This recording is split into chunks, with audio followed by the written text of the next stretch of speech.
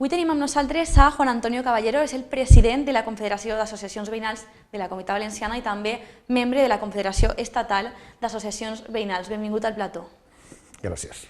El motiu d'esta entrevista en part és esta aprovació d'una proposició de llei al Congrés dels Diputats que reconeix la història, la trajectòria de l'associacionisme veïnal i la importància de les associacions de veïns i veïnes en la construcció d'una democràcia al nostre país. Se va aprovar el passat 21 de maig aquesta proposició de llei i en primer lloc en aquest sentit sí que m'agradaria, Juan Antonio, que ens digueres com es rep aquesta notícia, quina és la importància d'esta consecució d'un objectiu, entenc, treballat al llarg del temps. Sí, bueno, para el movimiento vecinal es muy importante. Estamos hablando de la sede de la soberanía nacional, soberanía popular. La votación es de 313 votos a favor, 33 votos en contra de Vox y ninguna abstención. Es decir, que en un ambiente de crispación, de confrontación, que haya una votación de estas características, quiere decir que a nivel político, por lo menos, mayoritariamente, la gran mayoría de los representantes de la ciudadanía reconocen el papel del movimiento vecinal, no solo desde su creación como movimiento independiente y democrático, antifranquista, no solo eso, sino que además indican al gobierno que es conveniente que analice una legislación particular para las asociaciones vecinales, porque no encajamos bien en ninguna de las sectoriales que hay en estos momentos, ¿no? Muchas veces nos preguntan a qué nos dedicamos y muchas veces decimos, pues no sé, a casi todo, ¿no? Todo. Tan pronto estamos hablando de la necesidad de un centro de salud en una zona, como en otro sitio un centro escolar, como en otro lugar pues la atención a mayores, la necesidad de un jardín, cuestionar determinados criterios urbanísticos, de densidad de población, la falta de servicios en general. Entonces, claro, contestamos esto. Entonces, ¿dónde encaja el movimiento vecinal? Pues, ¿son ustedes una asociación de pacientes? No. ¿Son ustedes una asociación especializada en ecología? No. ¿Pero ustedes hablan de ecología? Sí. ¿Hablan ustedes de sanidad? Sí. ¿Hablan ustedes de educación? También. Entonces, el denominador común del movimiento vecinal es siempre trabajar en favor de la calidad de vida en un territorio determinado. Puede ser un barrio, puede ser una ciudad, incluso nosotros a nivel de comunidad autónoma, ¿no? Entonces, ese nuevo papel realmente no lo cubre nadie, no hay una representación de la ciudadanía intersectorial, ¿no? Y esto a veces es lo que nosotros podemos aportar, una visión general de conjunto, y también es una dificultad, porque a nivel político hay mucha resistencia a que haya una visión generalizada de las políticas públicas, ¿no? Y a veces no sé si es, yo creo que es excesivo que nos tengan miedo. Me parece que no corresponde a eso, sino más bien creo que es una incomprensión de la necesidad de que la sociedad civil se organice y que forme parte también de los distintos vectores que forman una resultante que es por donde caminamos, ¿no? Entonces hay muchos sectores que sí que tienen influencia reconocida en la sociedad y parece que al movimiento vecinal tengamos que pelear día a día por ese reconocimiento, ¿no? Un reconeixement que d'alguna manera per fi arriba, encara que sigui amb aquesta proposició de llei, i el text precisament posava el focus en 3 punts, no? El reconeixement i la promoció, també la regulació del que són les associacions veïnals i la formació també, no? Sí. En aquest sentit, ho has dit, porteu temps treballant per aquest reconeixement. Com s'arriba així? Quina és la història abans? Sí, bueno, esto empezó hace aproximadamente unos 3 años. En aquella época era yo presidente de la Confederación Estatal, ¿no? Y entonces decidimos dar un paso hacia adelante y decir, bueno, esto es una anomalía desde el punto de vista histórico y desde el punto de vista del reconocimiento. Somos unas 3.000 asociaciones vecinales en todo el Estado, hay unas 100 federaciones y confederaciones. Bueno, ¿y cómo es posible que con esta gran cantidad de gente Es verdad que no una organización tipo sindical o tipo partidario, porque ten en cuenta que todas las asociaciones vecinales, federaciones y confederaciones tienen su NIF, sus estatutos, y por tanto son jurídicamente independientes. Por tanto es una coordinación de un gran movimiento y que no tiene la disciplina ni el orden que tiene pues, un único partido, por ejemplo, o un sindicato. Pero la cantidad de personas vinculadas a las asociaciones vecinales es enorme. Solo mi asociación, que no es de las más grandes, mi asociación de mi barrio, tiene más de 300 socios, solo una asociación, ¿no? Entonces, extrapolando, llegamos a unas 3.000 asociaciones en todo el Estado y aproximadamente cerca de 1 millón de personas afiliadas. Y cuando decimos afiliadas, también tenemos que decir que no es la afiliación a un partido político ni demás, que el nivel de compromiso pues, es muy diferente, ¿no? Entonces hay gente que simplemente paga su pequeña cuota o colabora de una manera esporádica con la asociación. No es una organización o un grupo de entidades ideológicamente marcado, sino que es muy plural. En un barrio, en una ciudad, hay votantes de todos los partidos, pero cuando hay que defender la necesidad, por ejemplo, de un jardín o de cualquier cosa, parece que se borran esas diferencias, ¿no? Y hay mucha unanimidad en muchos aspectos, ¿no? Pues en ese terreno es en el que trabajamos, y ese es el papel nuestro. Entonces, iniciamos. Nuestra primera idea era que hubiera un reconocimiento institucional en el Congreso de los Diputados. Pero hablamos con la anterior presidenta del Congreso de los Diputados, Maribel Bachet, y nos dijo que eso era muy difícil porque bastaba con que hubiera alguien que votase en contra en el Pleno para que no fuese una declaración institucional. Y que quizás el camino de la proposición no de ley tuviera más facilidades para salir en el Congreso de los Diputados. Bueno, entonces nos pusimos en marcha, redactamos un borrador de lo que podía ser una proposición no de ley, e hicimos una especie de camino por todos los grupos parlamentarios de las Cortes Españolas, del Congreso de los Diputados. Hablamos con el Partido Socialista dijo que le parecía bien, después hablamos con el Partido Popular nos dijo que le parecía bien también, y entonces a partir de ahí vimos que había posibilidades de un cierto consenso, sí. Y entonces empezamos a trabajar con el resto de grupos, todos los grupos minoritarios, empezamos a trabajar con todos, excepto con Vox. Pero Vox tiene una posición radicalmente contraria a la existencia del movimiento vecinal, lo ha demostrado muchas veces y nosotros pues, no queremos entrar en esa dinámica, ¿no? Y entonces, bueno, pensábamos que todo estaba muy bien atado, muy sencillo de hacer, y entonces en ese momento pum, llegan elecciones anticipadas, se hicieron las elecciones, con lo cual pusimos otra vez el contador a cero, cambiaron los responsables de los distintos grupos parlamentarios, volvimos otra vez de nuevo a hacer otra vez las diferentes...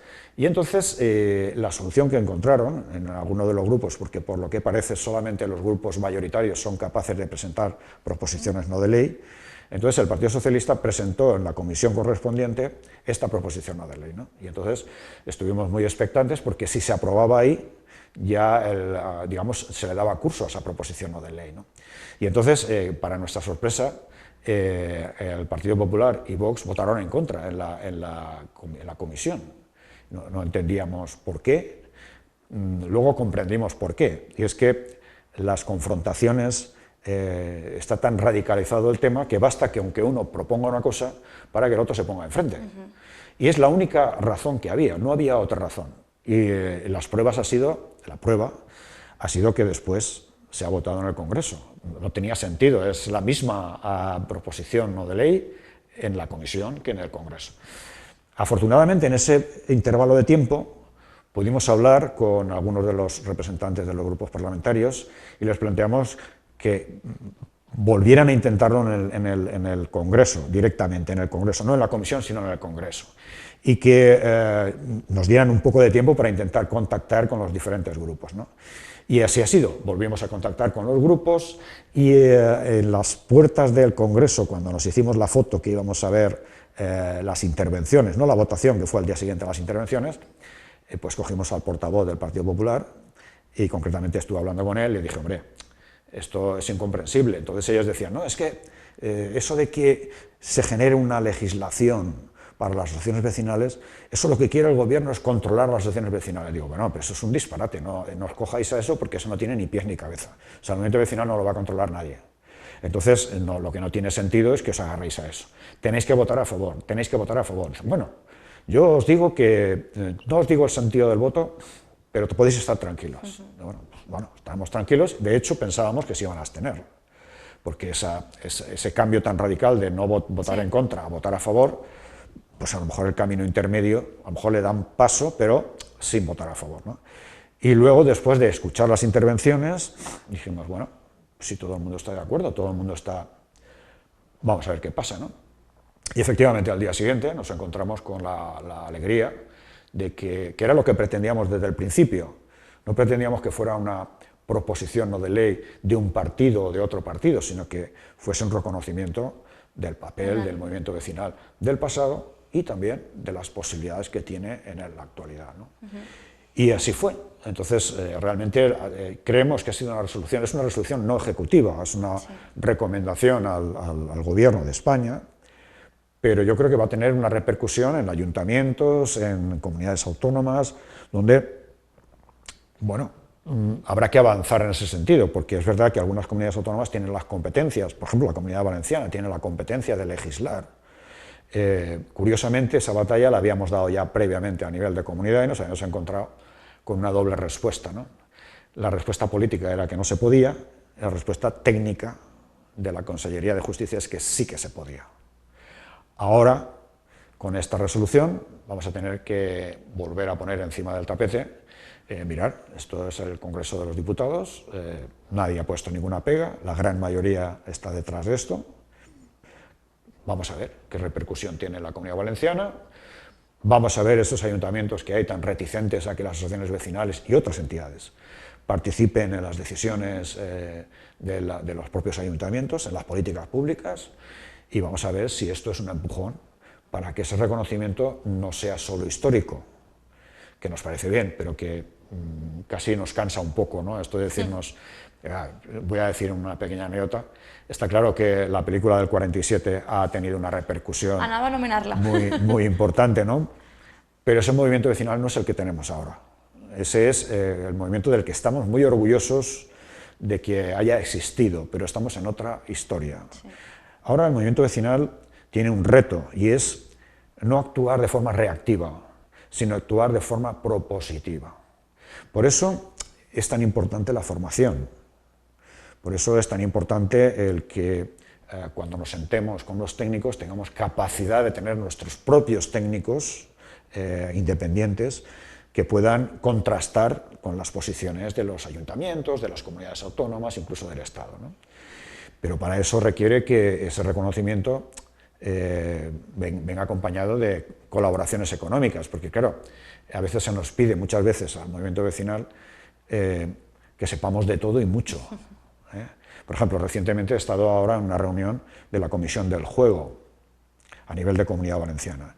En esa comisión se está trabajando el tema de la ludopatía. Sí. Y se va a aprobar, se ha dado una prórroga ahora de 1 año para proponer unos cambios en la legislación del juego que tenga en cuenta los resultados de los estudios sobre ludopatía. Bueno, yo estoy allí, pero yo necesito saber y conocer para poder hablar de un tema de esos. Entonces, ¿ahora qué hacemos? Pues contactamos con nuestros amigos, colaboradores, pero eso tiene un límite. Necesitamos estructura, necesitamos poder contestar a las propuestas que nos hacen simplemente para decir que estamos de acuerdo o que no estamos de acuerdo y que hay una alternativa. I esa és la fase en la que nos encontramos. Tornem un passet cap enrere perquè has dit una cosa que me pareix molt interessant, que a hores d'ara ja no s'actua de forma reactiva sinó propositiva. Això també té a veure amb el context, no? Les associacions veïnals a nivell estatal naixen en un context encara de franquisme i per tant era reacció a les limitacions, també a la censura i a les necessitats d'aquell moment que eren molt diferents a les actuals. Sí. Perdó. Sí, tranquil, beu aigua. Un poquito de agua. Clar, perquè parlàvem, i tu mateixa ho has dit abans, en aquell moment podien ser coses com les que vèiem en la pel·lícula del 47, que faltava transport, faltava enllumenat públic, però ara no estem ahí.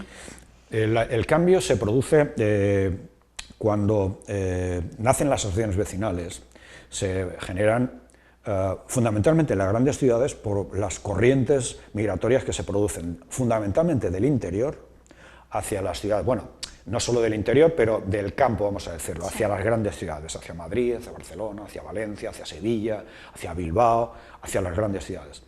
Ese aluvión de personas que dejan el campo y se van a la ciudad ocupan barriadas urbanísticamente muy mal equipadas, muy mal equipadas.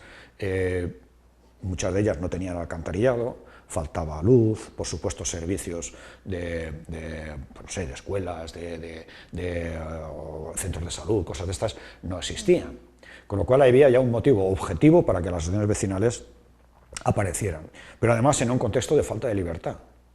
Entonces, en esa primera fase, cuando las asociaciones de cabezas de familia que provenían de una ley franquista, se transforman muchas de ellas en asociaciones vecinales digamos, al cobijo de la nueva ley de asociaciones franquista.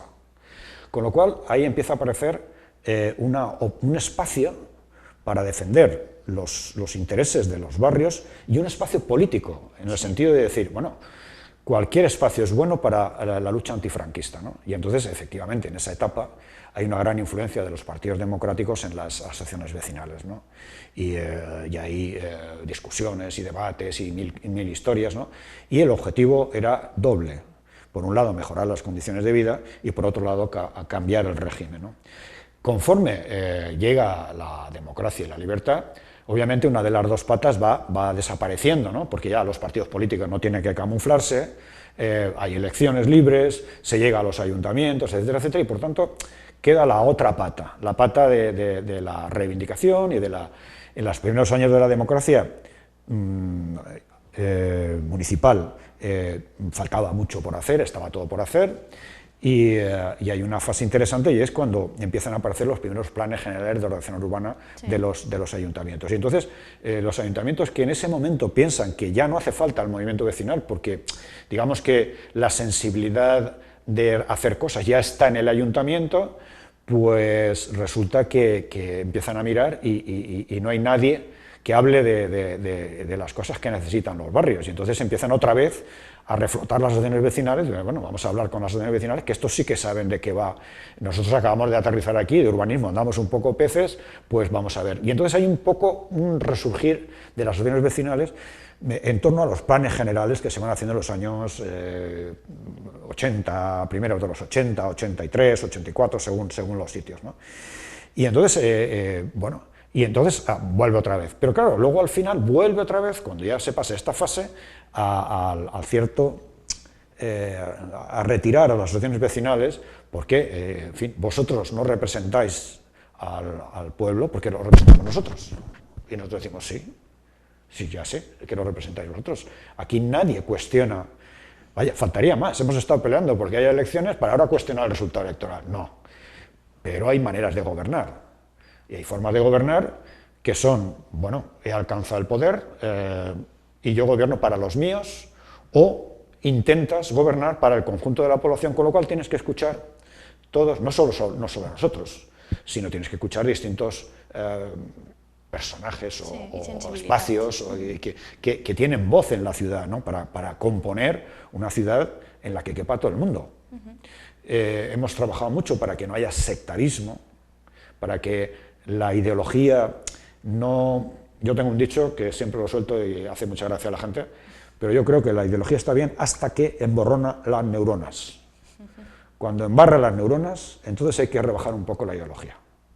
Porque si no, al final, lo que haces es dividir a la ciudadanía entre buenos y malos, entre los que están contigo y los que están contra ti, y las cosas no son blanco o negro. En general suelen ser de color un poco grisáceo, ¿no? Y hay iniciativas que provienen de un lado que son interesantes y otras que provienen por otro. Eso no quiere decir que el movimiento vecinal no tenga criterio. Nosotros hemos elaborado multitud de documentos, somos partidarios de la sanidad pública, de la educación pública, de las políticas públicas y de que podamos participar en las definiciones de esas políticas públicas. Claro, y entonces te puedes decir, bueno, pero son ustedes de izquierdas. No, perdone, nosotros discutimos nuestros papeles en nuestras reuniones, nosotros no pasamos por el gabinete de ningún partido y nosotros discutimos lo que consideramos que es mejor para la ciudadanía.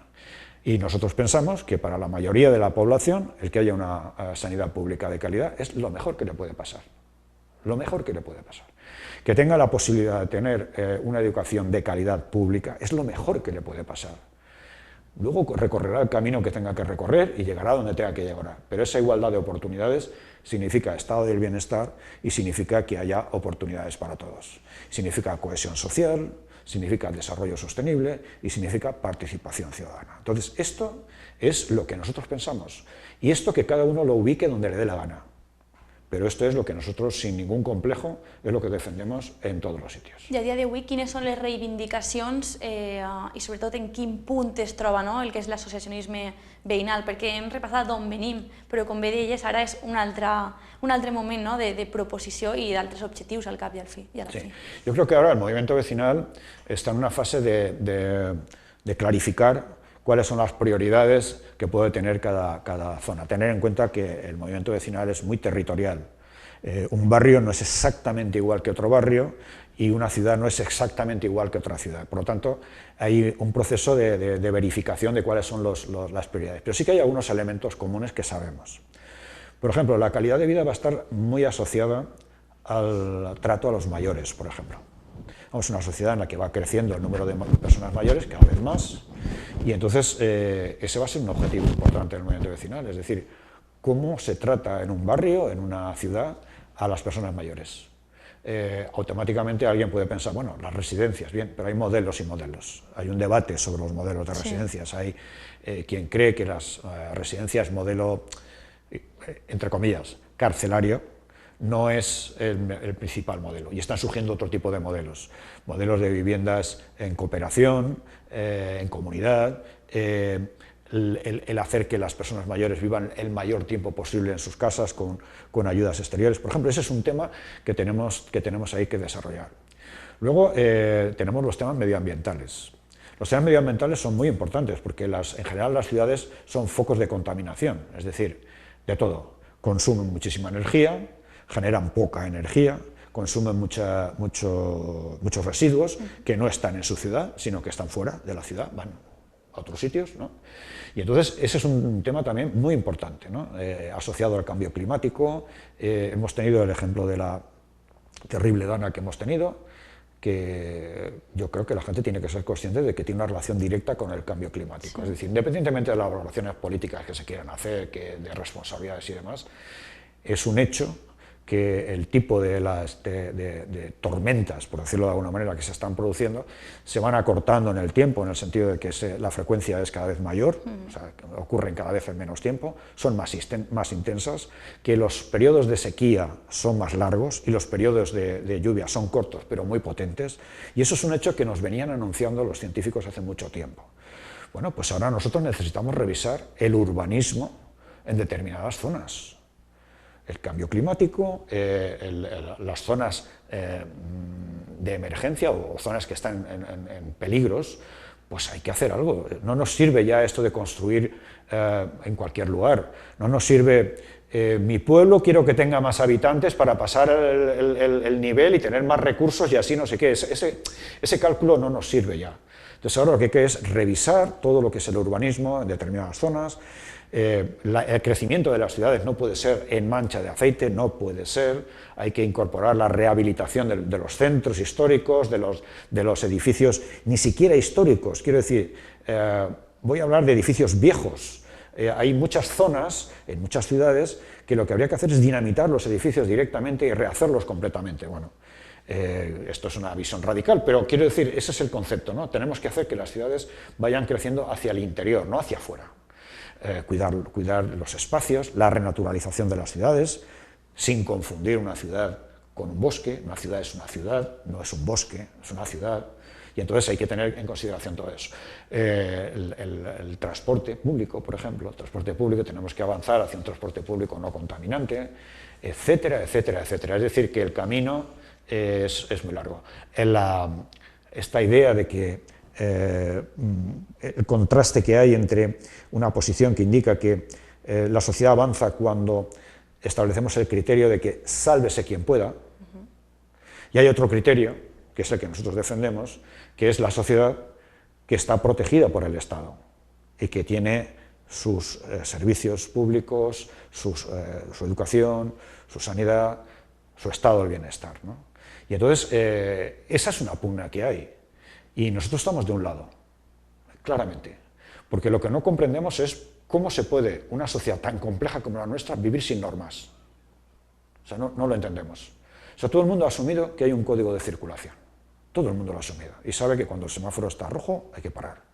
Y no se plantea por qué demonios está rojo. No, está rojo y tienes que parar. Naturalmente que está rojo por algún motivo. Y el motivo es que si sigues andando te vas a dar un tortazo con alguien y vas a crear un gran problema, ¿no? Y nadie lo cuestiona eso. Bueno, algunos sí, se saltan las normas de tráfico con facilidad y por eso hay tantos accidentes. Pero igual es una sociedad, necesita una normativa. Los pisos turísticos, por ejemplo, ¿no?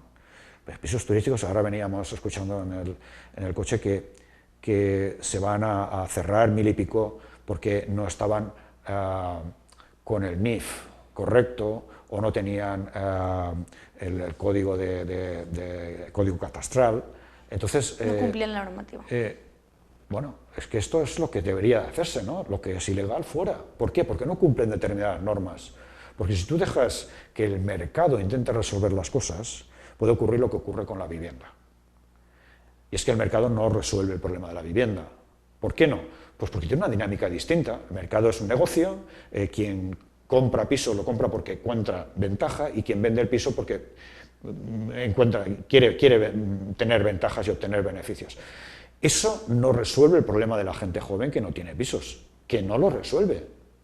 Por lo tanto, hace falta políticas públicas en relación a la vivienda. Hay que intervenir en el mercado, porque el mercado no es capaz de resolver esto. No es capaz. ¿Se están haciendo viviendas? Sí, pero ¿qué tipo de viviendas? Las que son más caras, las que están dirigidas a un sector de la población que puede cambiar de casa hacia una casa de más calidad, ¿no? Pero no para las necesidades ni de los sectores que están al borde de la exclusión social, ni de la gente joven, que está alargando, ya lo sabemos, a muchos años el salir de su casa familiar, ¿no?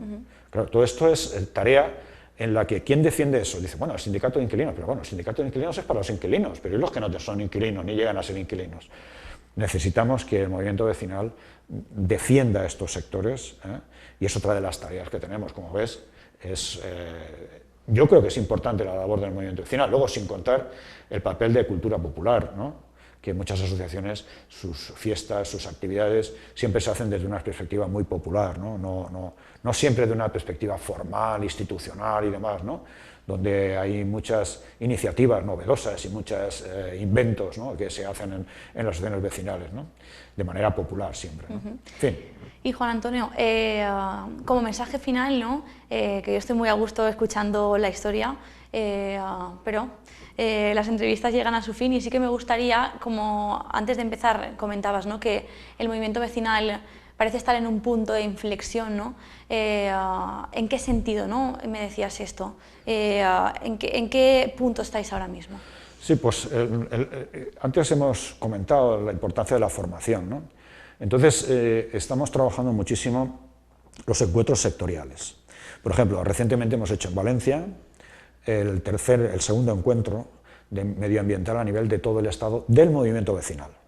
Nos hemos juntado personas de Galicia, de Asturias, de Cataluña, de Andalucía, de Castilla-La Mancha, de Castilla y León, de Extremadura, de la Comunidad Valenciana, de Madrid, de todo el Estado.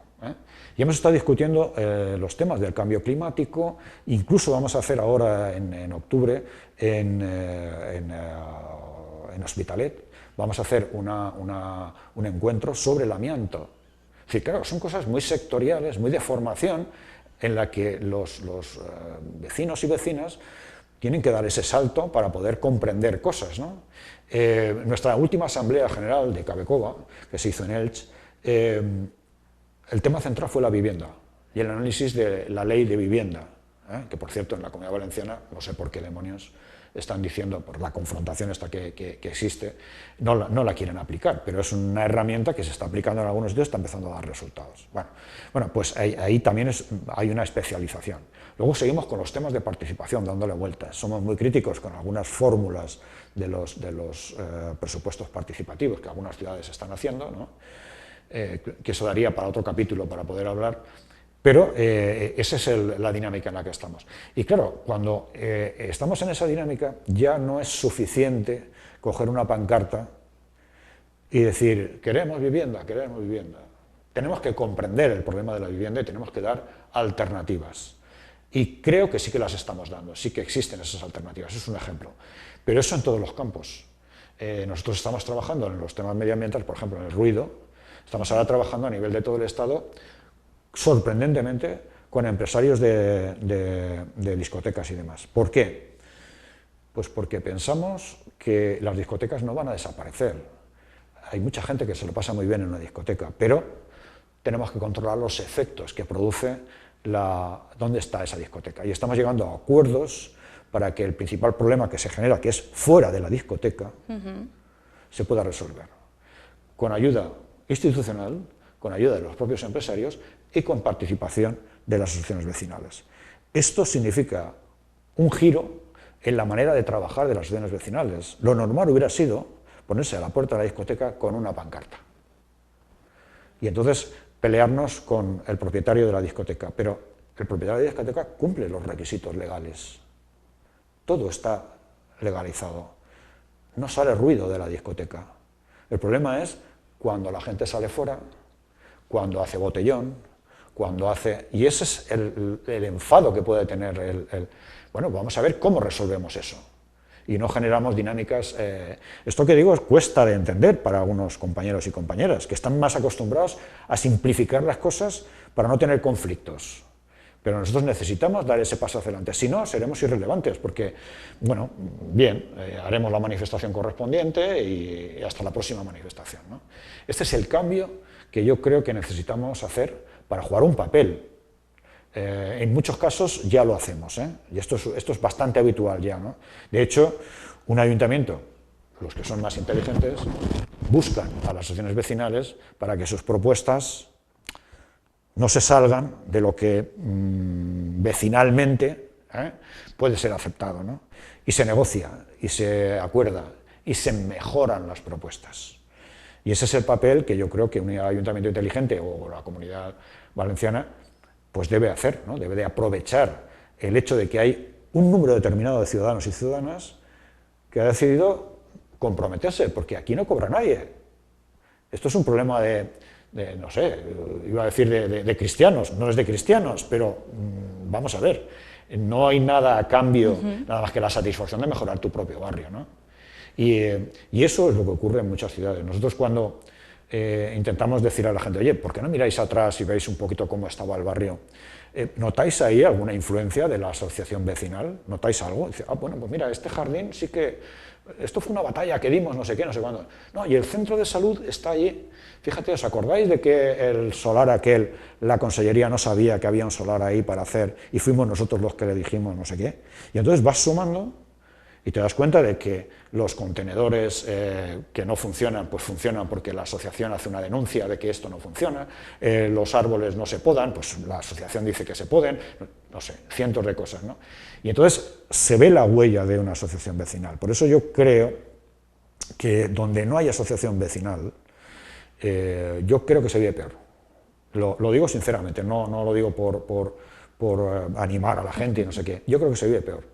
Y siempre hay una referencia, hay una interlocución, hay una red, porque normalmente la asociación vecinal trabaja también con otras entidades que hay en el barrio, ¿no? Se está conectada normalmente con los colegios también y con los institutos, algo ahí se hace en común. Con las agrupaciones musicales también hay muy buena relación, con las fallas, en algunas ciudades donde hay fallas, ¿no? como en Alcira. Entonces, toda esa relación hace una red social de sociedad civil muy interesante que hace que una sociedad democrática sea más democrática y que una sociedad sea más libre y con más posibilidades. Y además, que se desarrolle el talento de mucha gente. I jo crec que això és algo muy interesante para la sociedad.